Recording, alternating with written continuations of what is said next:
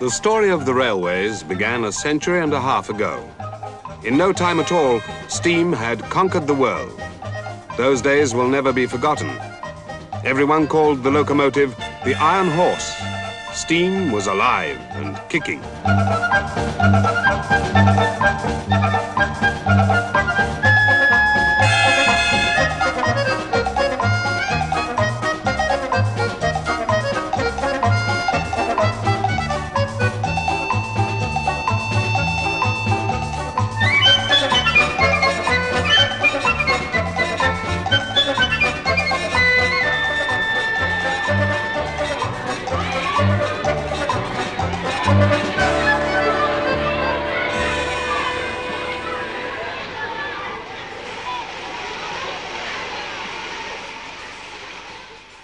The railway builders were citizens of the world.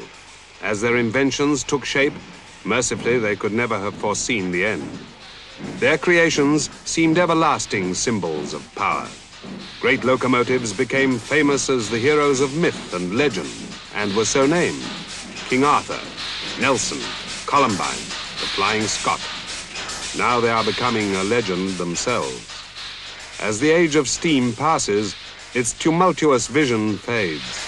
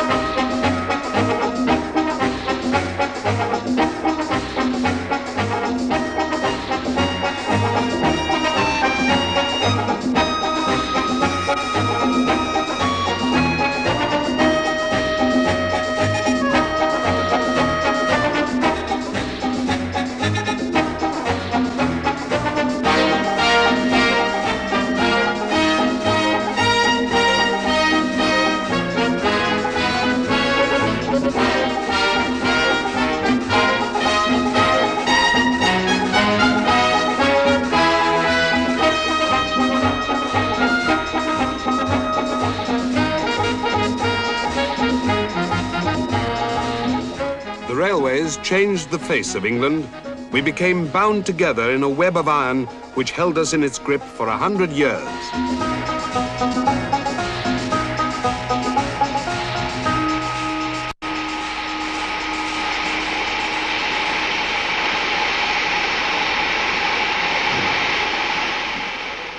Britain's railways were built by giants. Richard Trevithick, engine maker and pioneer before his time. George Stephenson, a cowherd's son who first repaired boots and mended clocks and then built the first railway in the world. His son, Robert Stephenson, the architect of our first main lines and of many of the engines on them. Isambard Kingdom Brunel, engineer and visionary who gave his life to forging a railway west from London. And George Hudson, the king of speculators, whose schemes, half sense, half fantasy, ruined thousands who shared his lust for railway gold. The story of steam is the story of men like these. Their inventions and their will helped Britain to master the Industrial Revolution. But it was a mastery achieved by passion as well as by power.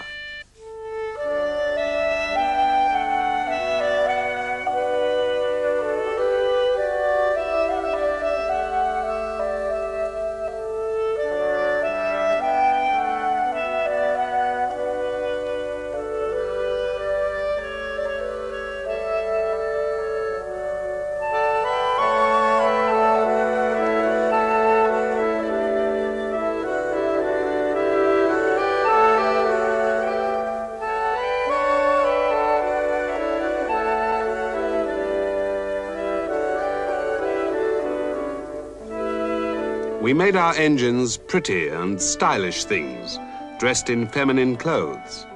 But if the locomotive was the mistress of power, the railways themselves were masculine. In an imperial age, no one thought it strange to embellish a station with an image of a pagan god. The railways expressed the spirit of their time. A painter, John Martin, who knew George Stephenson as a boy, expressed the same mood even before railways began.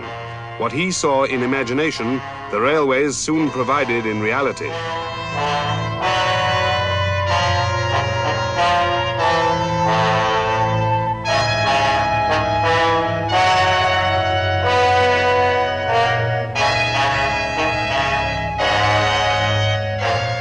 They broke like a thunderstorm over an England which had changed little since the days of Shakespeare. The railways began with coal, which used to be carried in chaldron wagons hauled by man or horse to the nearest rivers and the sea. After the invention of the stationary steam engine, steam was put on wheels, and the first locomotives appeared around the pits and mines.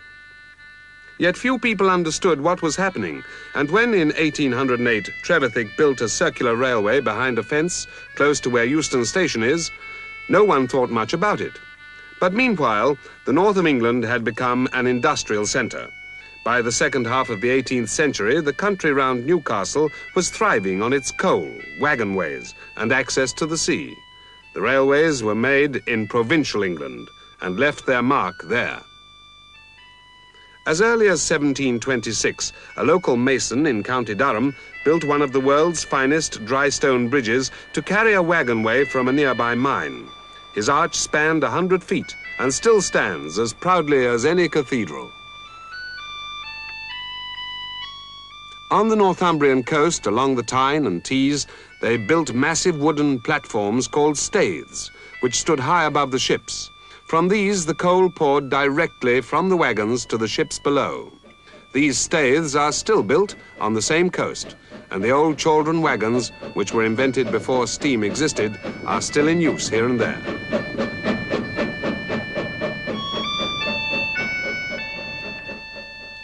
Primitive coffee pot engines shunted wagons until only a few years ago, and not very far from where Stephenson's Stockton to Darlington Railway began.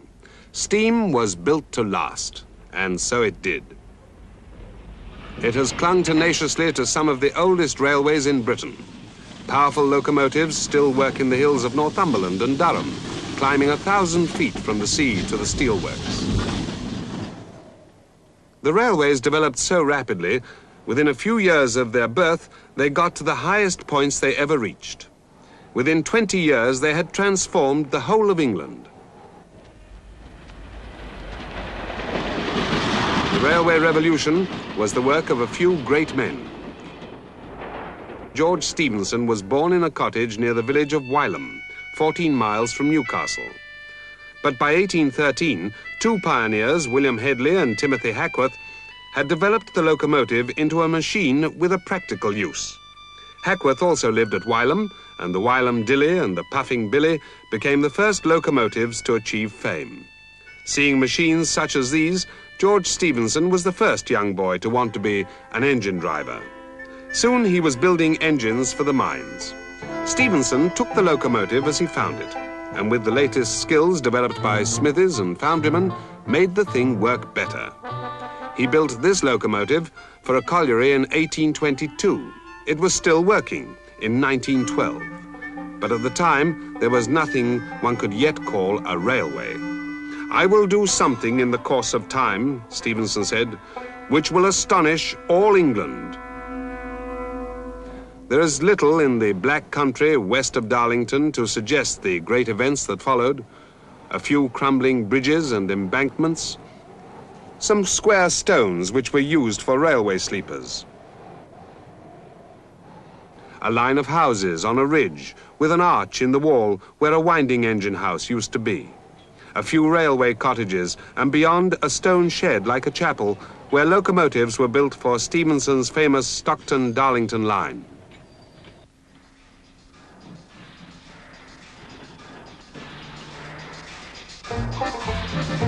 The railway was, to its shareholders, just a business proposition. They wanted a cheap way to carry coal. What they got was a revolution. It was Stephenson's great chance to prove what his mechanical horse could do. The Stephensons, father, son, and three brothers, drove their line through all opposition. When the first train set out towards Darlington, 400 persons somehow got aboard amongst the directors, the engineers, and the friends of the firm.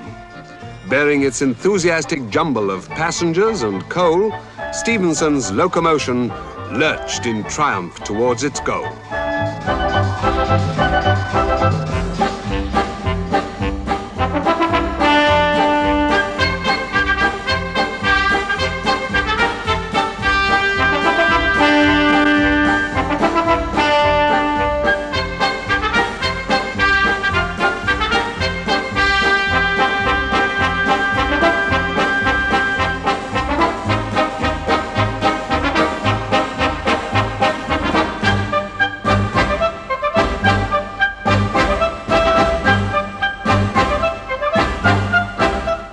People gathered from miles around to see the incredible come true. The crowds at Darlington had been gathering since daybreak. 10 or 12,000 people were said to be there. At 12 noon, and a little late, Stephenson and the locomotion steamed into Darlington. It was the 27th of September, 1825. Overnight, Darlington had become a railway town. George Stephenson was now a hero. Two great cities turned to him for aid, Liverpool with its trade to America and Manchester with its factories. The only hope was steam. They held a competition with a prize of £500 for an improved locomotive which consumed less smoke and made more speed. There were 5 entries: the 1-horsepower Cyclopede, the Perseverance by Timothy Burstall, the Sanspareil by Timothy Hackworth, the Novelty by Braithwaite and Ericsson, and the winner, the Rocket by George and Robert Stephenson. George Stephenson seized his new opportunity.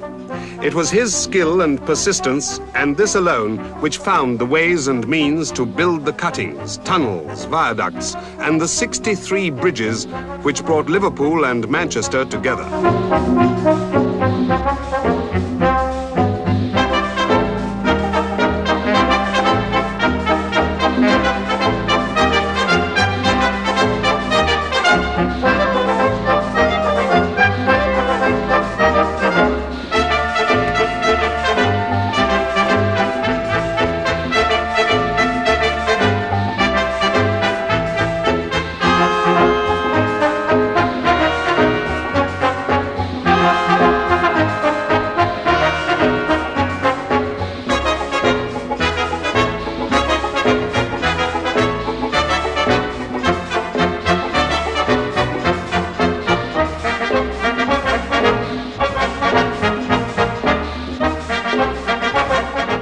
Stephenson defeated nature, driving his line over ground which would not even bear the weight of man and horse. He defeated the violent opposition of landowners, the canals, and the stagecoach men. He defeated superstition in an age when men believed that any movement over 10 miles an hour would crush the human body. Stephenson knew better and completed the line in 4 years. In September 1830, 8 trains assembled at Liverpool with hundreds of passengers apiece. The first train carried the Duke of Wellington in a state coach that looked like a travelling Parthenon. The Duke had fought the railways tooth and nail because, as he said, they would encourage the lower classes to move about. I see no reason, he had declared, to suppose that these machines will ever force themselves into general use. The opening was used by the Tory party to bring about a reconciliation between Wellington and William Huskisson, Member of Parliament for Liverpool. But everything went wrong. Alighting from the train as it stopped for water, Huskisson approached the Duke in an attempt to heal the breach between them. But Rocket was on the other line. Huskisson was killed. It was a tragedy, a fiasco. But in spite of all this, the railway was an immediate success. Contrary to all expectations, the line made even more money from passengers than it did from freight. The actress Fanny Kemble was one of the first to taste its joys. She, for they make these curious little fire horses all mares, consisted of a boiler, a stove, a small platform, a bench, and behind the bench a barrel containing enough water to prevent her being thirsty. She goes upon 2 wheels, which are her feet, and are moved by bright steel legs called pistons. These are propelled by steam, and in proportion as more steam is applied to the upper extremities, the hip joints, I suppose, of these pistons, the faster they move the wheels. The reins, the bit and the bridle of this wonderful beast is a small steel handle, which applies or withdraws the steam from its legs or pistons so that a child might manage it. This snorting little animal, which I felt rather inclined to pat, was then harnessed to a carriage, and Mr. Stevenson having taken me upon a bench of the engine with him, we started. And now a word or two about the master of all these marvels, with whom I am most horribly in love. His face is fine, though careworn, and bears an expression of deep thoughtfulness. He has certainly turned my head. However inconvenient it may have been to some, the public fell in love with steam. The iron horse was king, and the faithful nags and dobbins of the horse-drawn days became the first victims of mechanization. Nothing could stop the railways now. It was Robert Stephenson's turn to achieve fame. His task was no less than to build Britain's first main line from Birmingham to London. Less robust than his father, his nature contained a streak of self-doubt which haunted him all his life, but he allowed nothing to stand in his way. He hired 20,000 men. He crossed canals. He cut through hills. The enterprise was likened to the building of the Great Wall of China or the pyramids. Robert Stephenson was no Superman, but he calculated that quite apart from journeys by horse, he walked the entire distance from Birmingham to London 15 times before his work was done. Were it not for an almost unknown artist, John Cook Bourne, the son of a hatter, Stephenson's epic achievement would have gone unrecorded. Bourne's eye for detail, his gift for realizing the grand scale of what he saw, gave us an unforgettable record of the heroism of the early railway builders.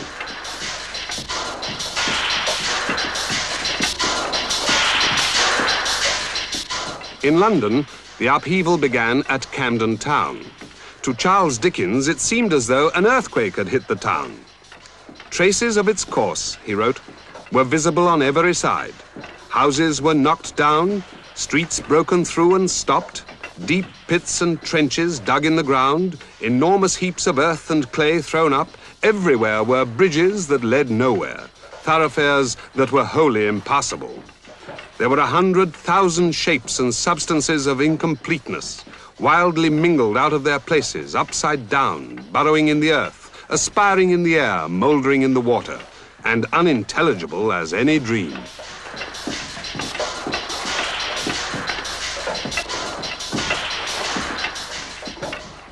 The great cutting at Tring was yet another example of nature disemboweled. The navvies refused to accept any methods which might have improved their safety, but cut their pay. Great barrows of earth were hauled up by precarious planks, by ropes and pulleys worked by horses. If a horse stumbled or stopped, the barrow plunged backwards on top of the man who held its shafts. He had no choice but to leap clear or else be crushed. Everything about the first railways was ruthless and dangerous.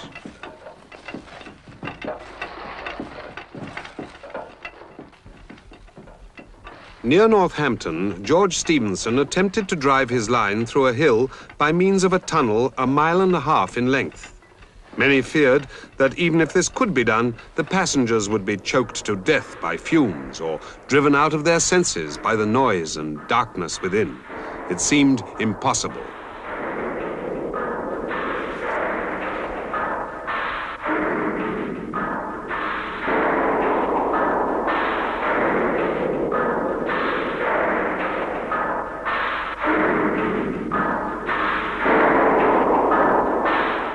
The center of the hill was a mass of quicksand.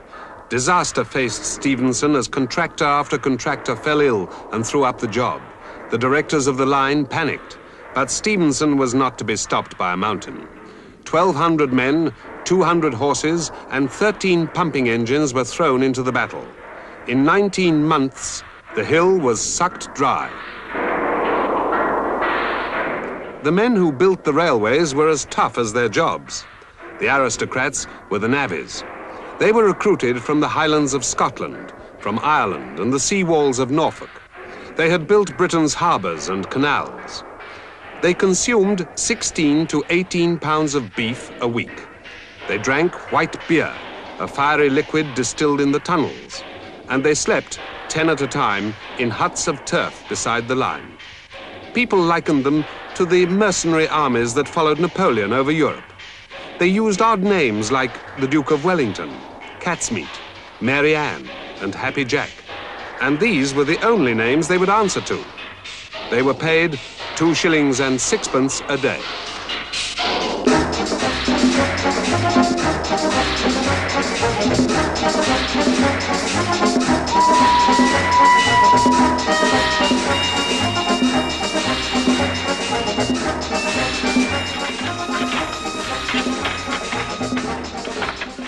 The line was opened in 1838. It was the end of feudal England.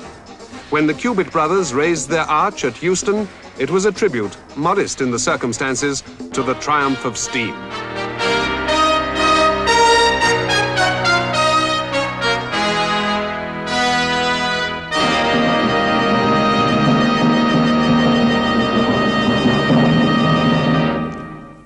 The Euston Arch was by no means the only railway monument.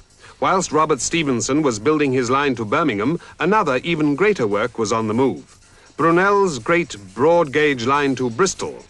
He pointed it towards America, for to Brunel, the Great Western was just the first stage of the journey to New York.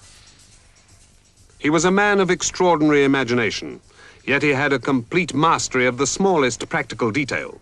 He completed his father's tunnel under the Thames. He built our first great iron steamships. He designed the Bristol Suspension Bridge. Technical adventure appealed to Brunel.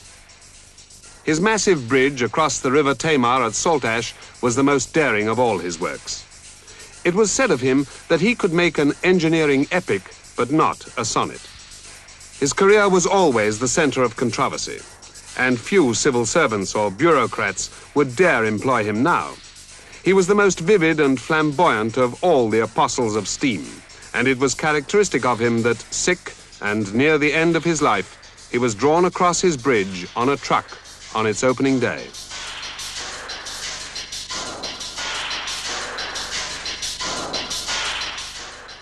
Aristocratic, expensive, and endlessly daring, Brunel began the Great Western in 1835. His big-wheeled, broad-gauge engines pounded down the track at 60 miles an hour. It was often the fastest railway in the world. It cost £6.5 million and opened up the West in style.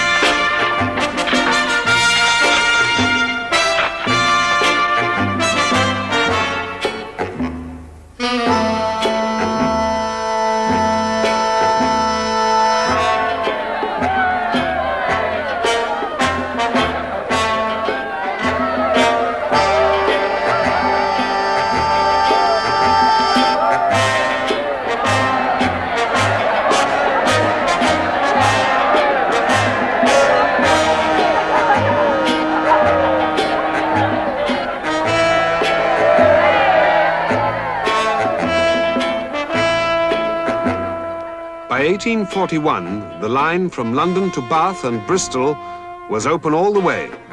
Britain became a railway land.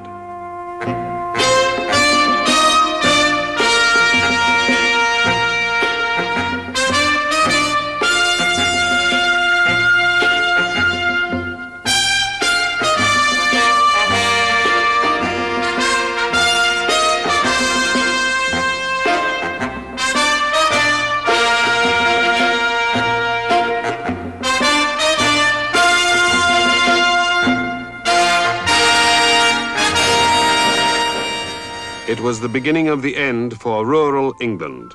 In 1830, only 100 miles of line were in public use. 25 years later, 9,000 miles had been built. With £80 million already invested, 563 millions more were poured into schemes for the future. Soon the railways drew all Britain into their net.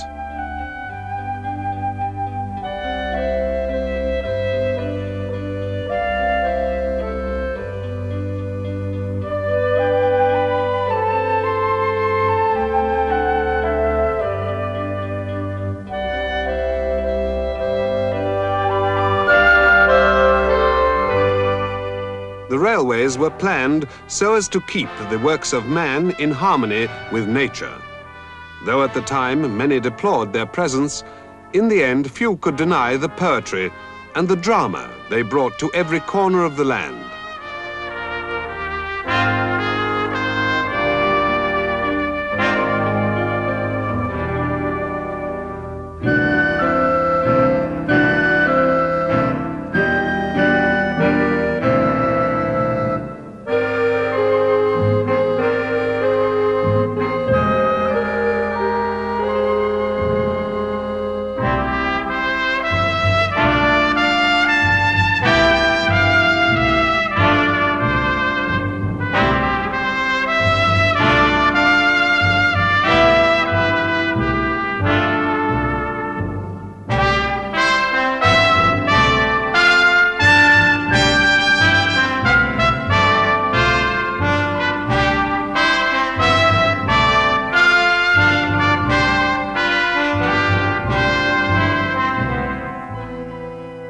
The great cities of Britain were being changed too. At Newcastle, where Robert Stephenson built locomotives for the world, his great iron bridge straddled the River Tyne like a giant. The railways were likened to a magician's wand. The locomotive, it was said, gave a new celerity to time. It virtually reduced England to a sixth of its size. It energized punctuality, discipline, and attention, and proved a moral teacher by influence of its example.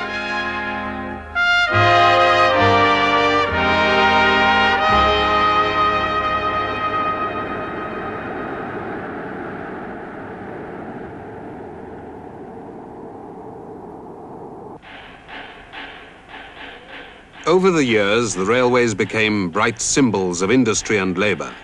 In the railway towns, they employed hundreds of thousands of men who formed, in the structure of industrial Britain, a nation within a nation.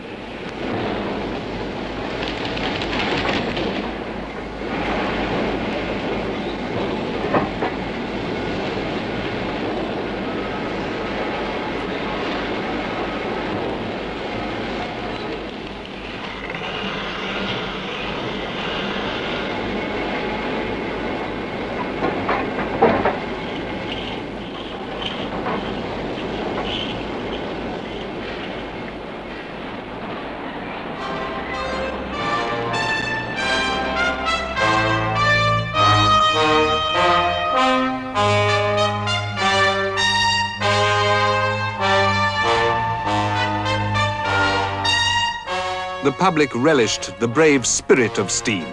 The railways spared nothing to impress the world with their enterprise and power.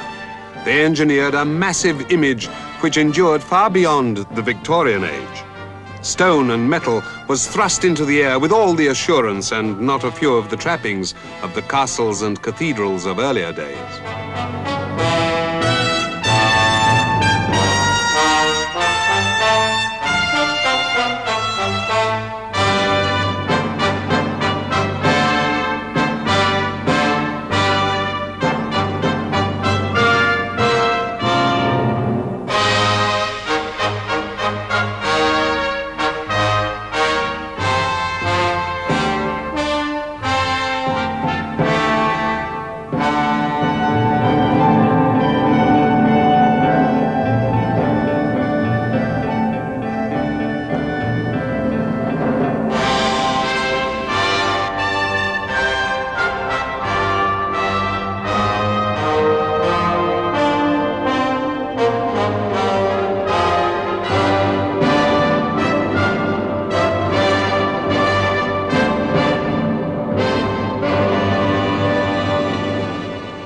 dignified temples of steam did not inhibit the romance of travel.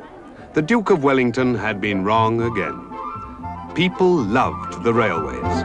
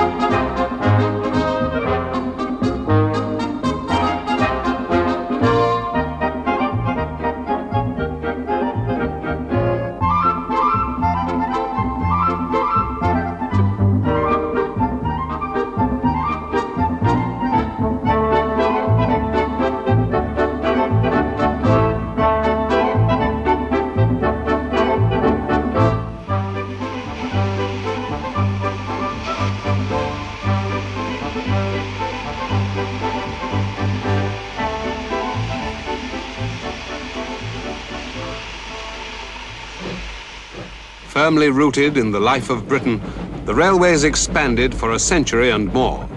They heralded a golden age of travel.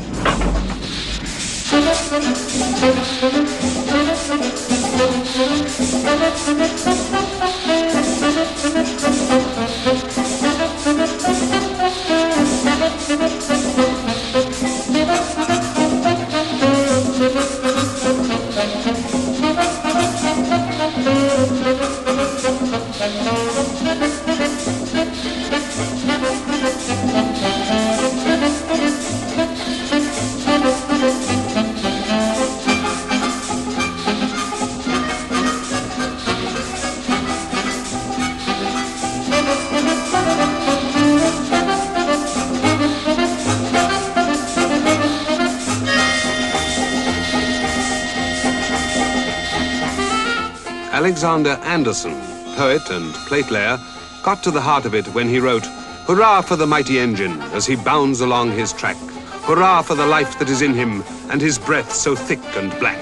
And hurrah for our fellows who in their need could fashion a thing like him, with a heart of fire and a soul of steel and a Samson in every limb."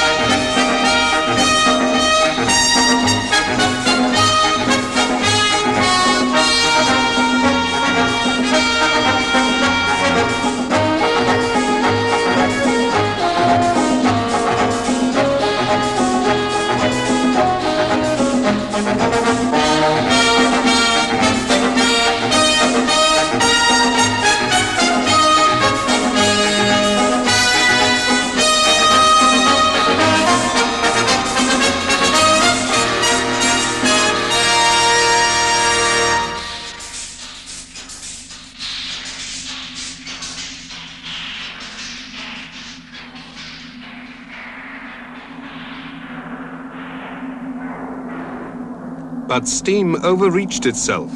The world moved on, and steam paid little heed to change. In the kingdom of the railways, diesel and electric have usurped the throne. The glory of steam is played out, finished, gone.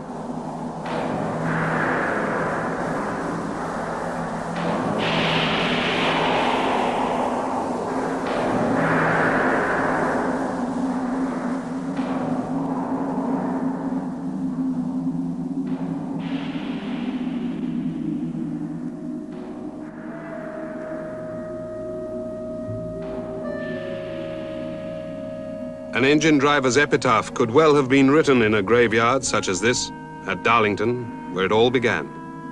My engine now is cold and still. No water does my boiler fill. My coke affords its flame no more. My days of usefulness are o'er. My wheels deny their noted speed. No more my guiding hand they need. My whistle, it has lost its tone. Its shrill and thrilling sound is gone. My valves are now thrown open wide. My flanges all refuse to glide. No more I feel each urging breath. My steam is now condensed in death. Life's railway o'er, each station past. At death I'm stopped, and rest at last. They had pretty names, Jupiter and Jove, Columbine, John Bull, and the Lady of the Lake. What now of the illustrious names of George Stephenson, Robert Stephenson, Isambard Kingdom Brunel, the men who made steam great? Were they still alive, they would not stop now. For to understand and to master change was their common goal. It was George Stephenson who started here at Darlington and said, "I will do something in the coming time that will astonish all England."